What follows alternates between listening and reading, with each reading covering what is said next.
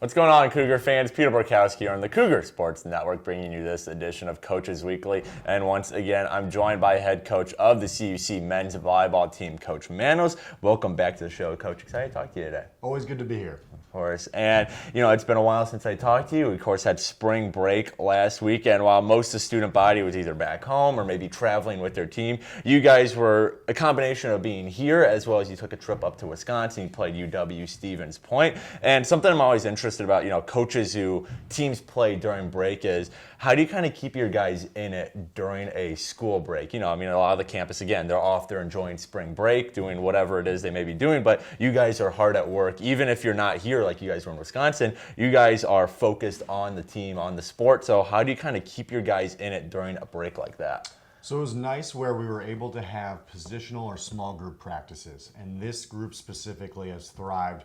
We've been able to give them a lot of individualized attention, very detailed notes, right? Really work on the small things that they wanted to emphasize. So in practice, it was nice to kind of scale things back, be able to take the requests that they wanted to work on and really just go straight at it.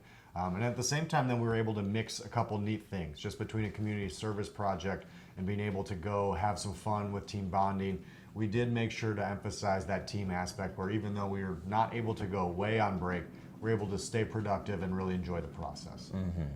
And some of your players who seem to be thriving, we've talked about before, but your standout freshmen, Marcin Hoffman and J.R. Stella, they are the two team leaders in kills right now. And again, we talked about them towards the beginning of their season, just how they came out of the gates firing. They've continued to do that. Like I said, those are number 1 and 2 on the team in kills. So as a coach, what is it about these players, these freshmen, that not only did they have a hot start to the season, but they've continued to be great players throughout the season? And maybe what are even some of the improvements you've seen from those two as the season has gone on? As good as they were at the start, they've continued to be great throughout the season. Yeah, obviously they were really strong high school players, but we've asked them to play different roles when they've transitioned to college.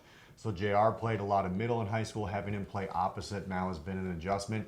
And for Marcin as well, he's played some opposite. We've asked him to be more of a 6 rotation player, be an outside hitter who passes, transition, and attack. So they've done a good job of adjusting their new positions when they've just transitioned to the college game. And I think it's fitting their overall skill set better. For them, too, it's been nice to see their development. There's been times where we have to push them and nudge them the right way. But at the same time, the two of them are starting to apply game plans.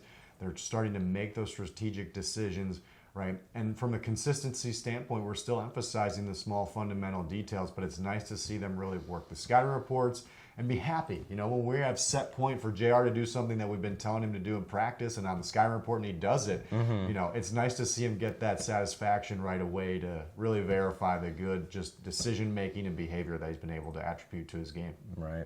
Well, looking at the team as a whole now, you guys are in a tough part of the schedule. You have 4 straight home games. You've already played 2 of those games at CUW and Aurora. You'll play 2 more at St. Norbert and Wisconsin Lutheran.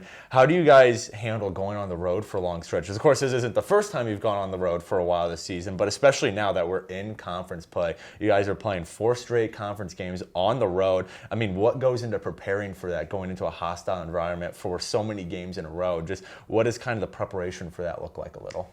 From a coaching staff standpoint, we just want to make sure they can get as acclimated to the gym as possible. So we're trying to find sort of pastimes if it's available. From a food standpoint, consistently eating at a certain point right before the game. From a scout, from a discussion, we're going to make everything standardized, whether it's home or away. So we've been able to get them that exposure, and they've, from a player standpoint, done a better job of just getting acclimated to new spaces, whether it's the gym, the spacing, the lighting, the sound. It's tough to go into someone else's environment and still excel or play at your best. So even just this last week, they've done a better job as time has gone on of being able to start a little bit quicker, being able to incorporate all the small details, especially when we just start the warm-up process. So standardizing things to make sure that we are consistent as we can be as a group has been a big part of it. We just have to make sure that we're continuing to improve on, because as a young team, that's been a hurdle for us, especially early in the season, is how do we get started quickly in a new environment. Right. Well, like I mentioned, the season continues this Saturday at St. Norbert College, and you guys are on a little bit of a skid right now. So what needs to happen in that St. Norbert game to kind of turn it around? What are some of the things that have happened during this 5-game slide you guys are on that you want to see improved upon and will hopefully lead to getting a win and getting back in the win column on Saturday at St. Norbert? Yeah, we've been able to go toe-to-toe with some of the top teams in the conference. The reality is just that ability to close will really identify wins and losses at this point, right? So we've been able to go 20-20, all good things. It's just that when we have these moments where it's clutch, right, we have to pull through. And simulating that in practice is part of it, but also just recognizing that we need our freshmen to be those guys to carry the load, which is exciting. It's eager, opportunistic, like they get that opportunity, which most guys don't. Being able to have that pressure is good pressure. So we know, Coach Coates, one of our assistants, and we're talking the other day that the pressure has been a lot on them, but we know that soon they'll turn into diamonds. It's just win. Right.